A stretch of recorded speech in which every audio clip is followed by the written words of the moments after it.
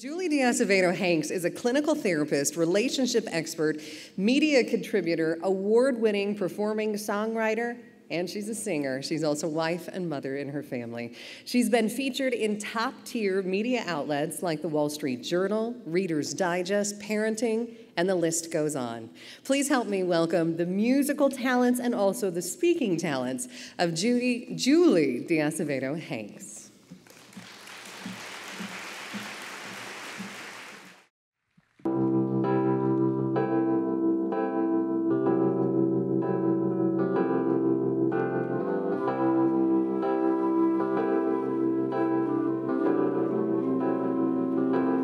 What if I love the skin I'm in, focused on beauty from within?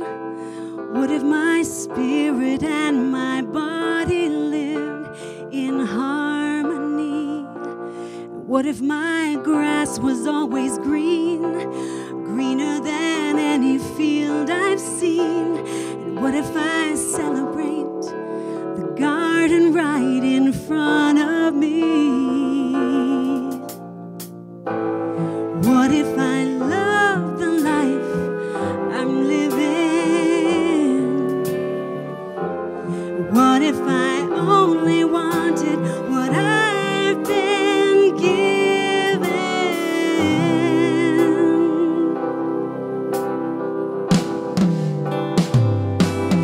What if I love the man I'm with, not who he'll be, but who he is? What if it loosened up the soil for more love to grow? What if I let my children be who they are, not what I need? What if I watched in wonder as their tender wings unfold? What if I love the life I'm living? Only wanted what I've been given.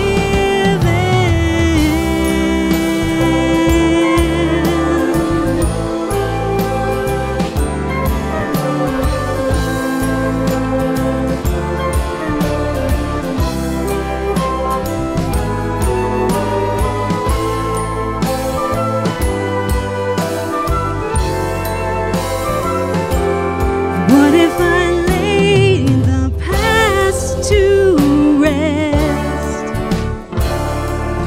looking ahead, not looking back? What if I savored every moment like it was my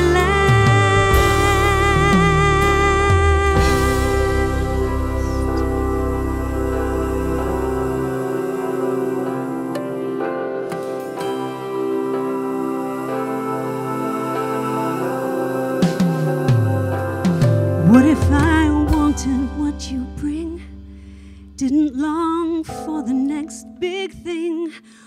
What if I only live for peace and not for the thrill? What if I give you all my heart, didn't hold back the slightest part? What if I lay it on the altar of your will?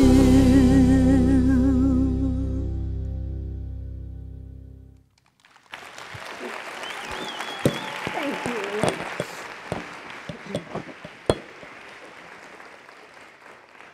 Thank you so much. I'm going to switch hats from singer-songwriter to therapist, and I hope that's okay with you. Don't get whiplash here. I am excited to talk particularly to the women in the audience. And everything I say is going to apply to men as well, but I found in my own life and in my clinical practice that women have a hard time taking care of themselves. Women are oriented toward relationships, and we define ourselves, according to psychologist Carol Gilligan, by our relationships. And so that's why so many women put themselves on the back burner and in order to take care of their loved ones. It's part of who we are. Men are not raised to be that way so much. I don't know if you've noticed, but. Have you ever felt like that little match? I have. So I'm going to be talking about the burnout cure. Burnout, let's define it, is a state of exhaustion, a lack of motivation due to prolonged stress or frustration. The persistent feeling of trying really hard to get it right, but not getting the desired results. Raise your hand if you ever felt that way. Funny thing, this is also the definition of parenting. State of exhaustion, prolonged stress or frustration, right? Same thing. So, and not getting the desired results. As a mother of four, that is a daily issue that I have. How many times have I told you to pick up your broom? You're grounded from TV. Okay, this is my family. My husband Jeff and I have two big kids who are launched, and one's married, you can see here. And my daughter is 20. And then we have 2.0. And the funny thing is they're clones of 1.0. So Tanner, Madeline, Owen, and Macy. So we have the two youngest still at home. And they are the joy of my life and also the irritant of my life.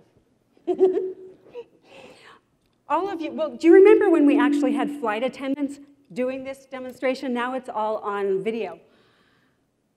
They say what? In regards to the oxygen mask. Place your mask on, then assist dependent others. This applies to us as women, as mothers, and it applies to our emotional well-being. Place our mask on first, and it's not our nature. Emotional self-care, as I define it, is an awareness and acceptance of your internal experiences coupled with the ability to respond to those emotional cues in ways that improve your life and your relationships. I want to talk a little bit about permission slips. Everything's automated now. You just go online and excuse your child or email. But when I was in school, you had to have permission slips. They were actually written. And so I want to give you moms out there 3 permission slips tonight.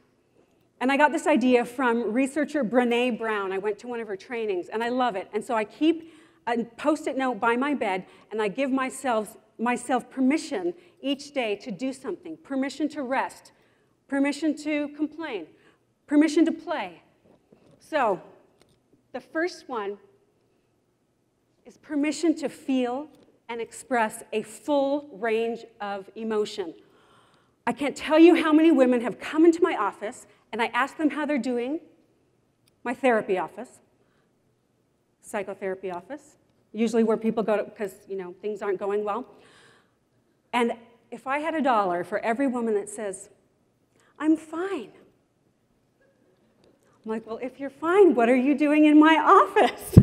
So fine is not a feeling, fine is not an emotion, okay? There are some cultural myths about our emotions, that certain emotions are either acceptable or unacceptable to have or show or talk about, that emotions are good or bad. But the truth is, they're not good or bad. Emotions are energy in motion that give us important information about our lives. When we shut our emotions down, we lose access to that very critical information. 6 basic emotions, and this is one of the most important things you can teach your kids, is how to identify their internal experience and express it. 6 basic emotions: happy, mad, sad, scared, surprised, disgust, or shame. I use this list because when I'm happy, I cry. When I'm mad, I cry. When I'm sad, I cry. When I'm scared, I cry. Surprised, cry. Shame, cry. So the external that's not helpful. I actually have to go, okay, no, it's more sad, or it's more mad. So just being able to identify how you feel actually lessens the intensity of the emotion. So as we practice that as parents, we can also teach and model that for our children. I have surveyed over 3,000 women, primarily in Utah, but also throughout the western states. And they report, 54% report having difficulty expressing anger, frustration, disappointment, or kind of the quote-unquote negative emotions. What happens? What happens when we shut down our emotions? We get sick, we get depressed, we get physical illness, we get resentful, irritable. My oldest son, Tanner, when he was playing football, he left a voice message for me. And he said this: "Mom, I'm really mad at you. You keep taking my football chin strap out of the laundry, and I'm getting acne all over my chin. I need you to wash it. Stop taking it out. Love you. Bye." And I thought, after all I do for you, wash your own chin strap. And then I thought, this is a victory as a parent. He said, "I'm mad." And he was very clear about why. And he said, "Love you." And we worked it out. And so I thought, wait, that's a parenting victory. Sometimes when we get kids that are mad or upset, we think it's personal. I thought, that's a victory. He can express his emotions. His wife will be so happy. So emotions are our internal compass. The second permission slip I want to give to you moms here is permission to say no. This is the sign language. This is the ASL sign for no. No. Everybody raise your hand, practice. No, okay? Really important. There's a myth that we should always say yes to reasonable requests, but the truth is we have limitations. Saying no is an important boundary, and it's important for preventing burnout and managing stress. In my surveys, 57% of women, 57% say they take on more commitments than they can handle. That's why they come to my office, right? 74% say they have difficulty saying no when asked to do something they don't want to do. So women in Utah have a difficult time giving themselves permission to say no. But it's really, really important. This is my older sister, Carrie. We're 16 months apart. And our two oldest are the same gender and same ages. And I remember calling her up one day and said, "Carrie, hey, can Tanner and Madeline come over and play? I need to run some errands." And she said, "No, it just sounds too hard today." And I was like, okay, cool. I'll call one of my other millions of sisters, and I found somebody who could watch my kids. But I appreciated that. My tendency is to make a lot of excuses and explain. And she could have said, "Yeah, have them come over," and then forgotten to feed them lunch, or ignored them. Or she could have called my other sisters and said, "I can't believe Julie dumped her kids off on me again." But she didn't. She just said, "No, too hard today." I appreciate that example. Oops, I went back. All right. No is a fundamental boundary of being a human being. One of the first words my kids learn is no. One of the most frequently used words that my teenagers say is no. It says, "I'm different from you." And it's okay as moms and as parents to say no to our kids, to say no to commitments that don't feel right for us and our families. I have a handout here, helpful phrases for saying no, and it's been pinned on Pinterest thousands and thousands of times. If you want a copy, it just gives specific things to say. If you can't just say no, sounds too hard, like my sister could, you could say, "I want to, but I'm unable to." So it's a list of 10 or so phrases that are nice ways to say no, to make it a little bit easier. Okay, the third permission slip. Permission to seek your own happiness. So often, women in my practice have put themselves and their needs and their passion and their interests on the back burner, and it doesn't work as a long-term strategy for taking care of other people because they get sick, depressed, overwhelmed, resentful. There's a myth. This is a good one. The people that love me will make sure I'm happy. When's the last time your teenager said, Mom, are you fulfilled? Are you satisfied with your life? How about your toddler? Mommy, are you joyful today? What can I do to make your life better?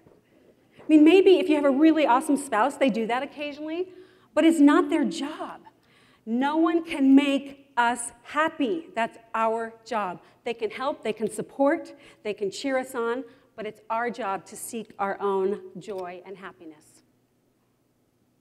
It's not your job to make everybody happy either. So that goes along with this. So often as mothers, we feel responsible for other people's happiness, particularly our children. We're not responsible for our spouse's happiness, for our children's happiness, our friends' happiness. That's their job. All we can do is support them and love them. But when we take responsibility for somebody else's emotions, it's a bottomless pit because there's nothing we can do. There's also a myth that taking good care of myself, if I do things that take care of myself, that is selfish. I hear that so often. I can't do that. It'll take time away from your kids. I'm like, your kids will be really grateful because you're so depressed right now that you're, doing something fun. They'll be happy. The truth is, taking care of myself is smart, and it's necessary for a satisfying life, and also necessary for a life that is about taking care of others. You can't fill up other people's buckets if your bucket is empty. It just doesn't work. If you're passed out on the floor because your oxygen mask hasn't been on, you cannot assist other people. Same thing goes with emotions. My surveys say 51% of women do not have enough time to pursue their own interests and meet their own needs. So if you don't, who will? Who will? It's nobody else's job. Take time every day to do something that brings you happiness. I love this quote by Joseph Campbell. If you follow your bliss, you put yourself on a kind of track that has been there all the while waiting for you, and the life that you ought to be living is the life you are living. Follow your bliss and do not be afraid, and doors will open where you didn't know they were going to be. Bliss, happiness, joy, I believe, is information about why you are on this planet. As I look back on my life, the things that brought me pure joy as a child were information or clues about why I'm here. And I want to suggest to you that that might be the case too. That what brings you joy, you need to hold on to that while you're taking care of your family and your loved ones, because that's part of why you're here and what makes you who you are. This is my dad and me as an infant and then at a recent concert. One of the things that brought me great joy was standing on the piano bench while my dad, who's a professional musician and pianist, was my human karaoke. And he'd dim the lights, and I would just request songs, and I was a little bitty kid, and it was just pure joy.